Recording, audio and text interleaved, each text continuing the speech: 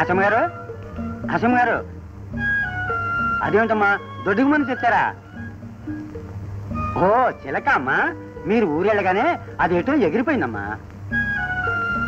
అదేమిటమ్మా అలా చూస్తారు? నేను గోవిందానమ్మా. నాన్నగారు అమ్మా, మీరు వారం రోజుల దాకా రాన్నారుగా, అందుకని అమ్మగారు తీసుకుని తిరుపతి వెళ్ళారు. మీరు పైకి వెళ్ళండి, మీ గదిలోకి వెళ్ళమ్మా, వెళ్ళండి.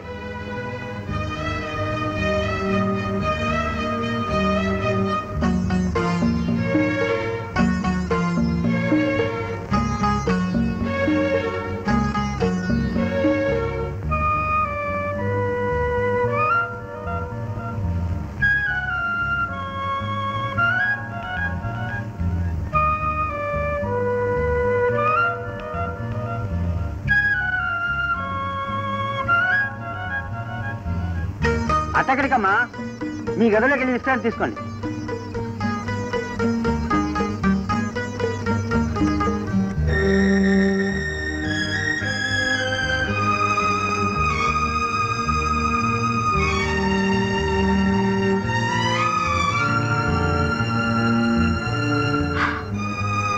ఎంత వింతగా ఉంది.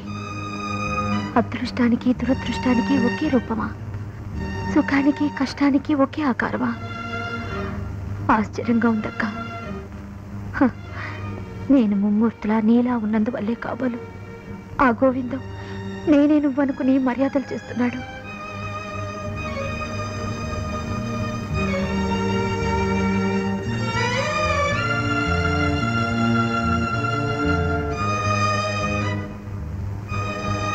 మొదట్లో ఆయన వేషాన్ని చూసి అసహించుకున్నాను. కానీ ఇప్పుడు ఆయన ఎప్పుడు వస్తారా అని రోజు 1000 కళ్ళతో ఎదురు చూస్తున్నా. ఆయనతో ఎప్పుడు మాట్లాడుతూ ఉండిపోవాలని ఆశపడుతున్నాను. అందుకే కాబోలు నాకు ఆశ అని పేరు పెట్టారు. అక్క మనసు దోచుకున్న అదృష్టవంతుడెవరో.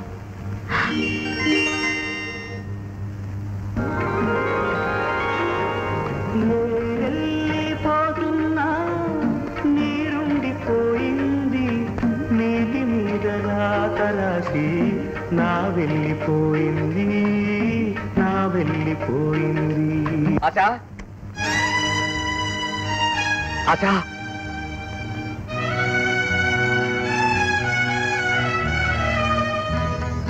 గుడ్ గాడ్, వచ్చేసావా? గోవిందం ఫోన్ చేసి చెప్పే వరకు నా మనసులో లేదు. ఆశా, ఈ పేపర్ చూసావా? రైలు ప్రమాదంలో పోయిన వాళ్ళలో ఆశ అన్న పేరు చూసి ఈ ఆశ నువ్వు కాకూడదని 1000 దేవుళ్ళకు మొక్కుకున్నాను. మనసులు కలిసిన మనల్ని విడతీయడానికి ఆ దేవుడికి కూడా మనసు ఒప్పలేదు. ఆశ, నన్ను విడిచి నువ్వు ఎక్కడికి వెళ్ళదు. నువ్వు లేకుండా నేను బ్రతకలేను ఆశ. ఆశ, ప్రమాదంలో చిక్కుకున్న నీలో ఏదో మార్పు కనిపిస్తోంది. ఎంతటి గుండె ధైర్యం గల మనుషులకైనా ఇంతటి ప్రమాదం జరిగినప్పుడు బెంబేలు పడిపోక తప్పదు. ఏమండి, దయచేసి నేను చెప్పేది వినండి. నువ్వేం చెప్పబోతున్నావు నాకు బాగా తెలుసు. మీ వాళ్ళతో మాట్లాడి మన పెళ్లికి ముహూర్తం పెట్టించండి అంటున్నావు, అంతేగా? చూసావా? Good luck. హలో, నేను మాట్లాడుతున్నాను.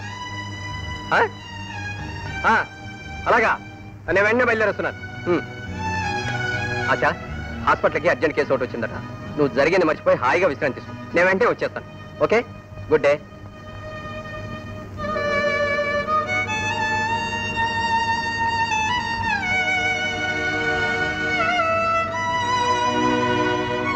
అక్క, దురదృష్టం ఊపిరి, దౌర్భాగ్యం ప్రాణమైన నేను నీ గుమ్మం తొక్కేసరికి నా నీడపడి నువ్వు బలైపోయావా? అక్క అని తీయగా పిలుచుకోవాలనుకున్నాను. ఈ చెల్లిని గుండెల్లో దాచుకుని చూసుకుంటావనుకున్నాను. వెళ్ళిపోయావా అక్క? వెళ్ళిపోయావా? అమ్మో చెయ్యి, బాబో ముక్కు, నా ముక్కు. ఏట్రా నీ ఎదవకోలా? అయ్యా, రూట్ మార్చొద్దు అని చిలక్కి చెప్పినట్టు చెప్పా, విన్నారు కాదు? నీ ఎర్రి కోతలు కూర్చోవంటే చీటీ చింపేస్తాను, జాగ్రత్త.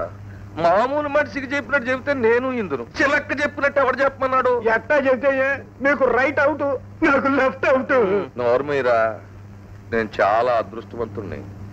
గత జన్మలో చేసుకున్న పుణ్యం, ఈ జన్మలో చేసుకున్న పరోపకారం, మంచితనం అన్నీ కలిపి ఐకమత్యంగా అడ్డం పడి నాకు ఒక కన్ను కాపాడిని.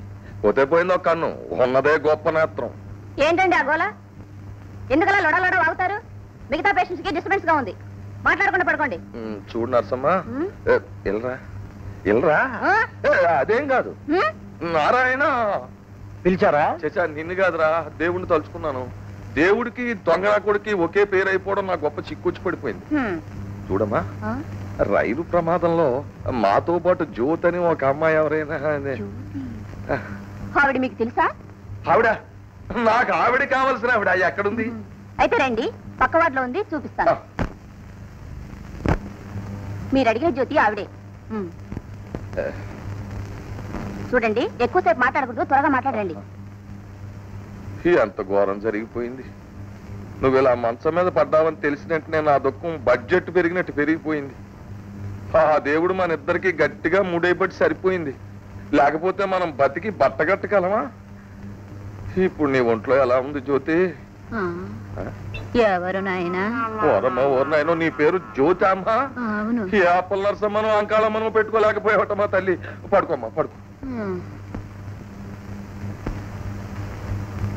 అమ్మాయి ఆశ, ఆశ, ఆశ, ఆశ.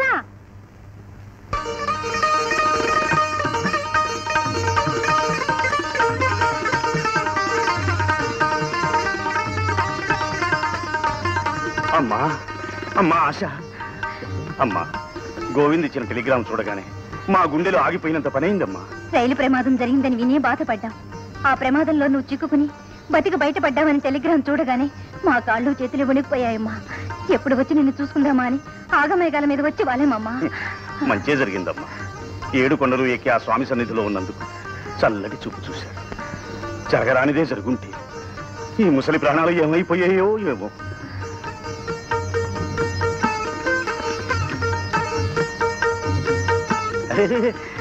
ఇదేమిటమ్మా ఈ కొత్త అలవాట్లు? పల్లెటూళ్ళలో 4 రోజులు ఉండేసరికి అమ్మాయికి ఆ పద్ధతులని వంటబట్టినట్టున్నాయి.